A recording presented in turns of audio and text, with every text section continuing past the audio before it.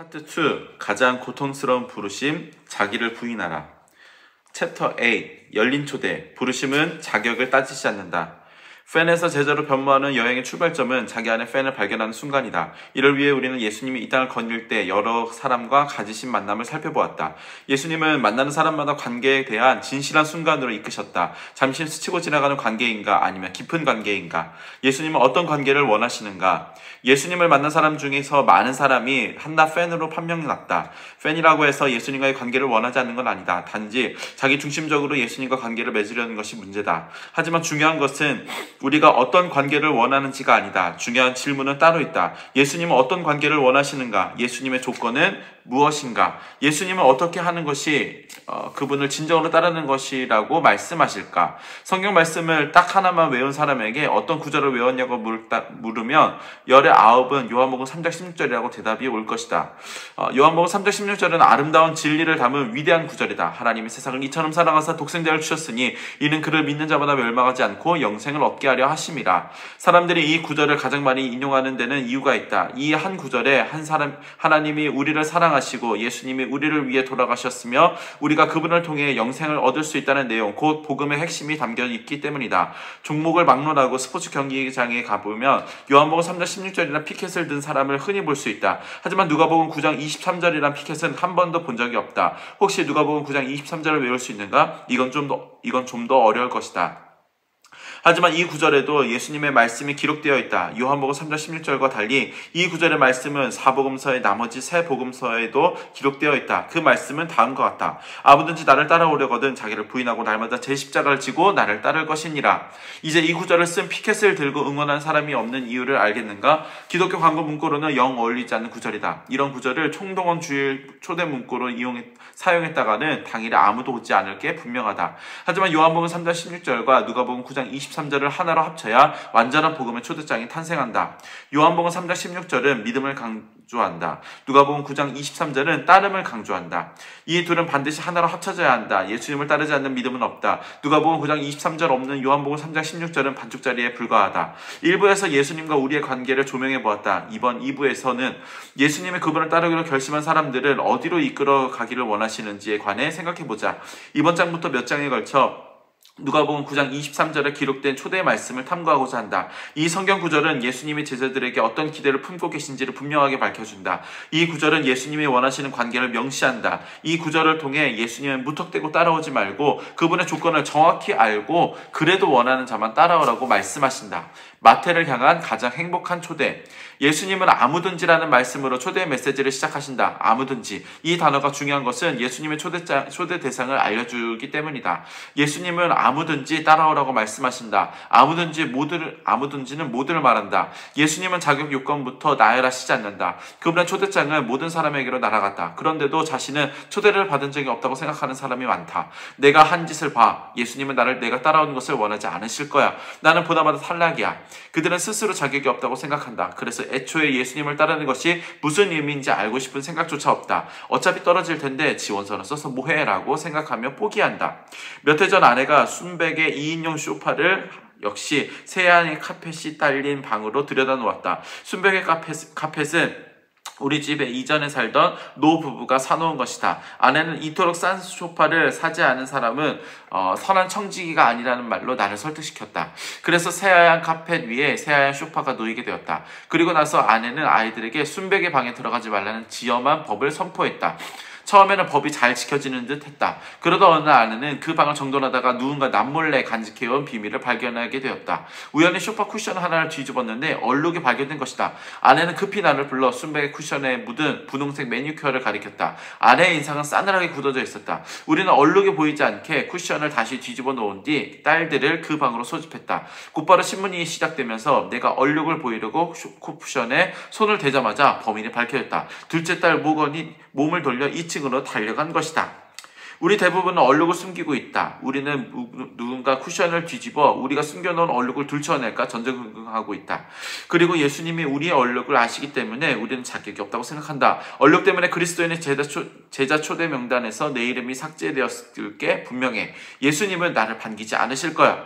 예수님의 12 제자 중에 이런 심정을 느꼈을 법한 사람은 바로 마태다. 성경에 처음 등장할 때 마태의 얼룩은 이미 훤히 드러난 상태였다. 보통 큰 얼룩이 아니라서 마태의 이름이 호적에서 파였을 가능성이 높다.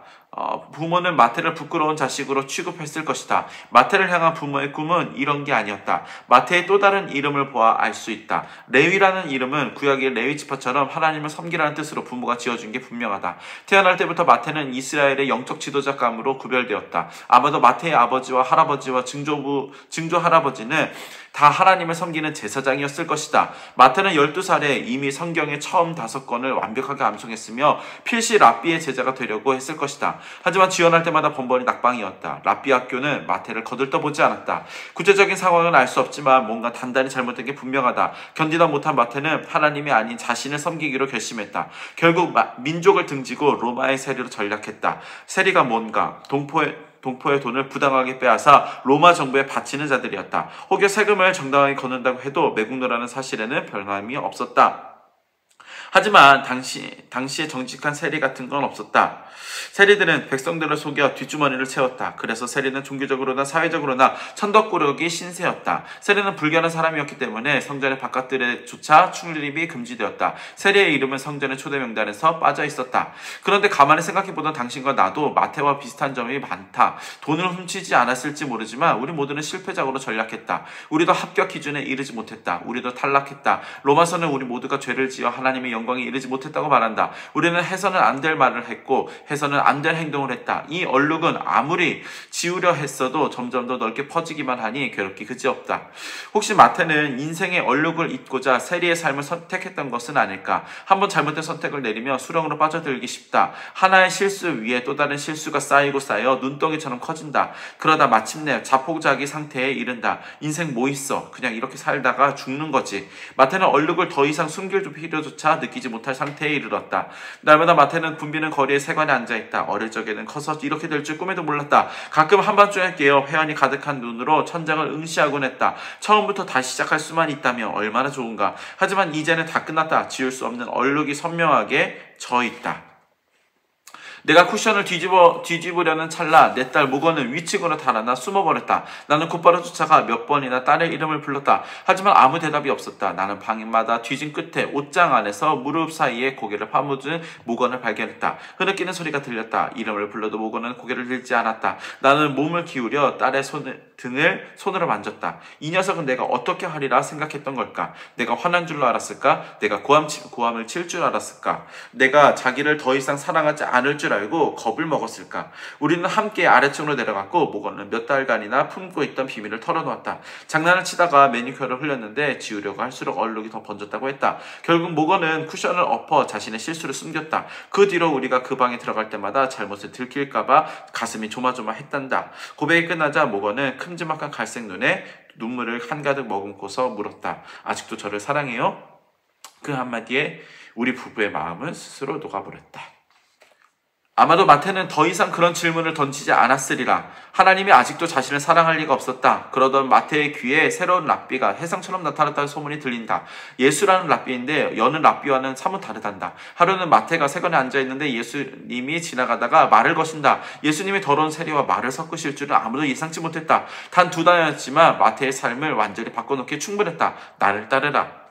로마의 앞잡이 세리를 제자로 초대하는 유대인 랍비라니. 현장에 있던 사람들은 자신의 눈과 귀를 의심할 수밖에 없었다. 당시 문화에서 랍비가 어떤 존재였는지 이해할 필요성이 있다. 예수님은 집 없이 떠도는 독특한 랍비였을지 몰라도 엄연히 랍비는 랍비였다. 랍비는 하나님의 말씀, 당시에는 구약을 가르치는 선생이었다. 그래서 랍비는 성경의 처음 5권을 말하는 토라는 물론이고 선지자 전체를 통달하였다. 랍비는 제자들, 즉 탈미딤을 거들었다는 점에서 특별했다. 탈미드라는 단어는 제자나 학생으로 번역된다. 따라서 사실상 모든 랍비가 학생들의 반을 맡았으며 이 반은 매우 배타적인 집단이었다. 보통 사람은 평생을 가도 랍비의 학생이 될 수 없었다. 합격하지 못한 사람들은 대대로 내려온 가업을 배워서 생계를 꾸렸다. 원하는 랍비의 제자, 즉 탈미드가 되려면 먼저 지원을 해야 했다.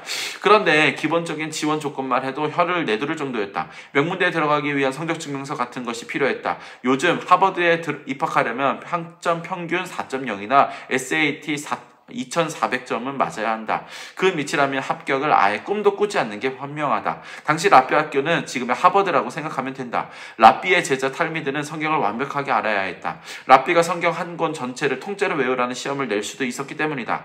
레위기의 11번째 장에서 여호와의 이름이 몇 번이나 사용되었는가, 이런 무지막지한 문제가 예시로 나왔다. 탈미드 선발은 힘겨운 과정이었다. 그래도 랍비는 선발 기준을 조금 더 낮추지 않았다. 학생의 수준은 곧 선생의 수준을 의미했기 때문이다. 학생이 뛰어나야 선생이 유명해졌다.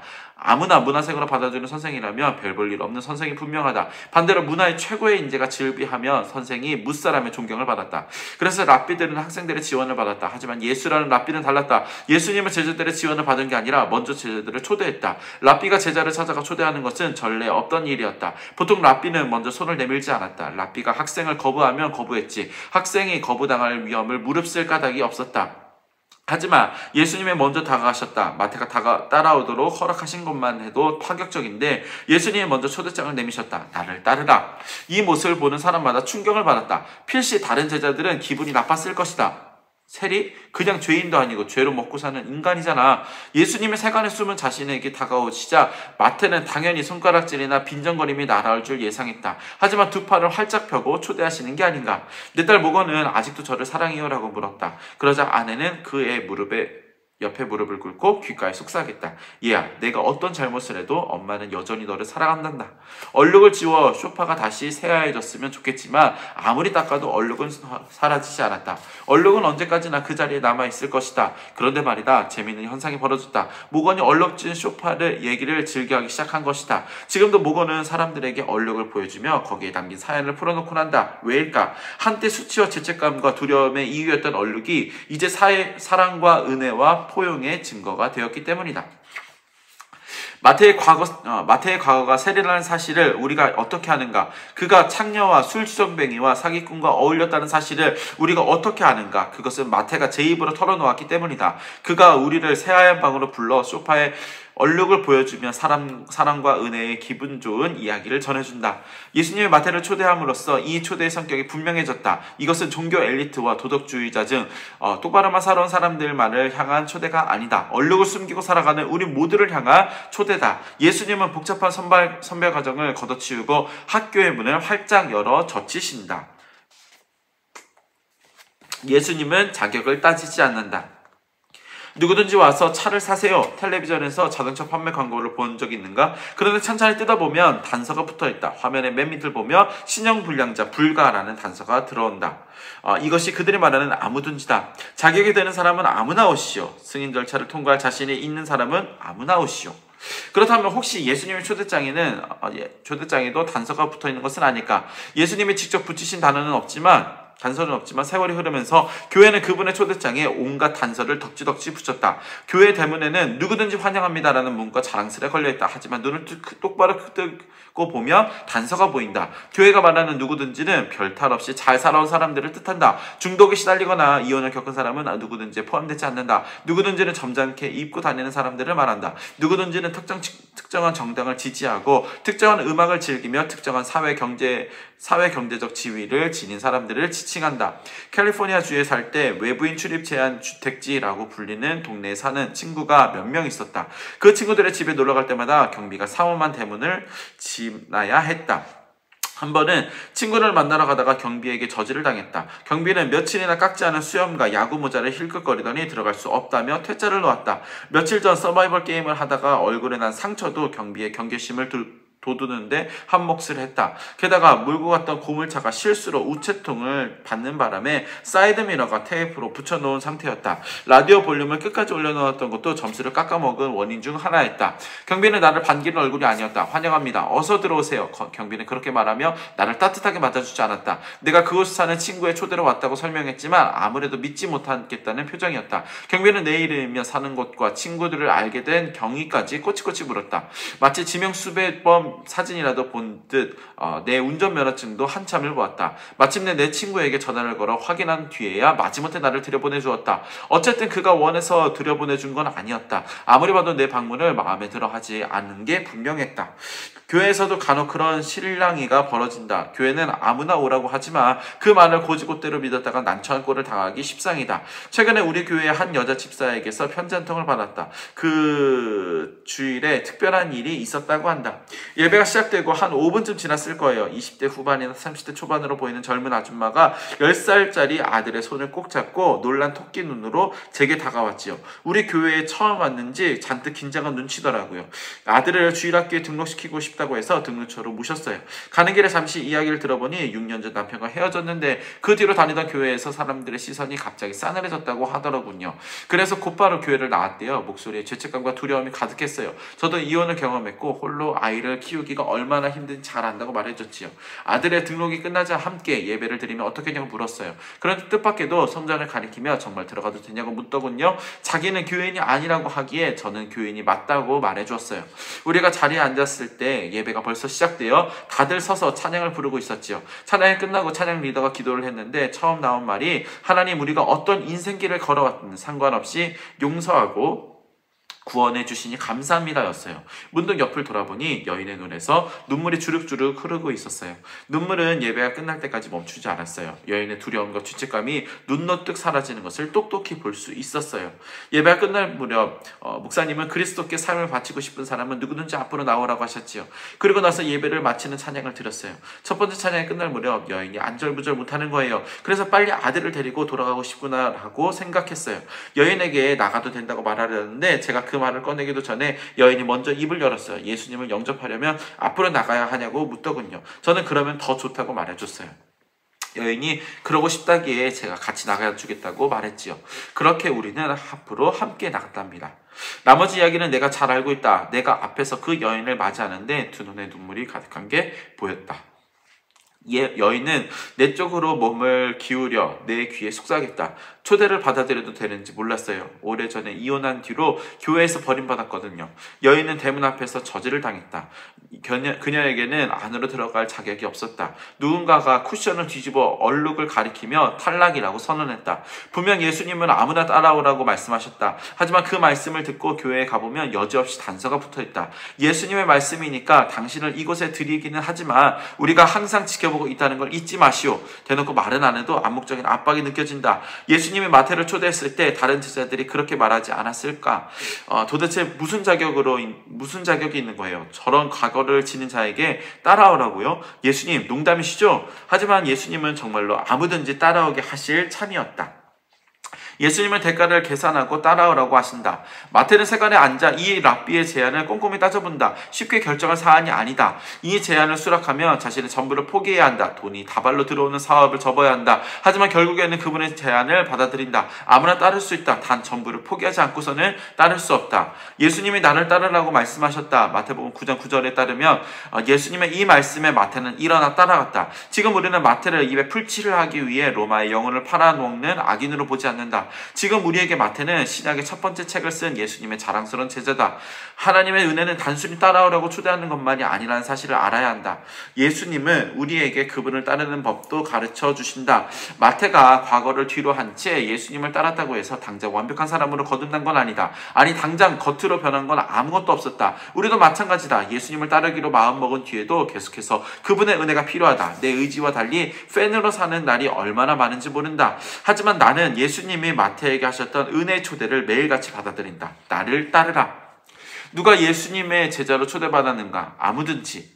과거에가 음란으로 얼룩져 있는가? 상관없다. 아무든지 오라. 전과자인가? 상관없다. 아무든지 오라. 최근에 이혼했는가? 상관없다. 아무든지 오라. 공화당원? 아니면 민주당원인가? 상관없다. 아무든지 오라. 술 주정뱅이인가? 상관없다. 아무든지 오라. 마약 중독자인가? 상관없다. 아무든지 오라. 위선자인가? 상관없다. 아무든지 오라. 당신도 내 딸 모건과 마태와 같은 난처한 순간을 겪었는가? 쿠션이 뒤집어졌다. 얼룩이 만천하에 훤히 드러났다. 유죄, 죄를 지었으니 벌을 받아야 마땅하다. 그때 은혜가 충만한 주님의 말씀이 귓가를 간지린다. 나를 따르라. 저더러 따르라고요? 저는 죄인이에요. 제가 어떤 인간인지 모르시나요? 제가 무슨 짓을 저질렀는지 모르세요? 물론 예수님은 우리의 얼룩을 누구보다 잘 아신다. 그렇기에 우리의 얼룩을 눈보다 더 희게 씻겨주려고 십자가에서 돌아가신 게 아닌가. 그 예수님의 은혜 덕분에 우리도 마태와 같은 기로에 서 있다. 예수님의 초대는 아무든지로 시작된다. 입에 발린 소리가 아니라 정말로 아무든지는 바로 나를 말한다. 그리고 당신을 말한다. 진정한 제자 이야기 6. 나는 팀 하틀레지다. 예전엔 나를 밀러맨이라고들 불렀다. 맥주 사업으로 성공하면 그런 비슷한 별명이 붙는다. 당시 나는 아내가 아니라 맥주 사업과 결혼한 사람처럼 굴었다. 그것이 얼마나 어리석은 일인지 전혀 깨닫지 못했다. 아트 노블스라는 사람을 만나면서 모든 것이 변했다. 아트는 하나님에게서 멀어진 사람들을 일깨우기 위해서라면 물불을 가리지 않는 열정적인 그리스도인이다. 어느 날 그는 내게 부활절 연극을 보러 오라고 권했다. 그날 저녁 그리스도의 삶을 그린 연극을 억지로 보는데 갑자기 내 안에서 불똥이 튀었다. 예수님이 나를 위해 고난을 받으시는 장면에서 형언할 수 없는 감동이 밀려왔다. 예수님이 나를 부르고 계신다고는 생각했지만 그것에 관해 깊이 생각한 적은 없다. 알고 보니 술을 파는 직업에서 손을 떼지 않고서는 진정으로 그분을 따를 수 없었다. 예전에는 나 자신과 맥주 사업을 위해 불철주야로 뛰어다녔지만 지금은 예수님의 제자로 살며 내가 가진 전부를 쏟아내고 있다. 예수님이 나 같은 인간을 통해 또 다른 사람들을 초대하실 줄 정말 몰랐다. 과거의 밀러맨은 이제 기독교 방송국을 운영하며 매일 수많은 사람에게 예수님의 초대장을 날리는 제자로 불리고 있다. 내 이름은 팀 하틀레지다. 나는 팬이 아니다. 오늘은 여기까지.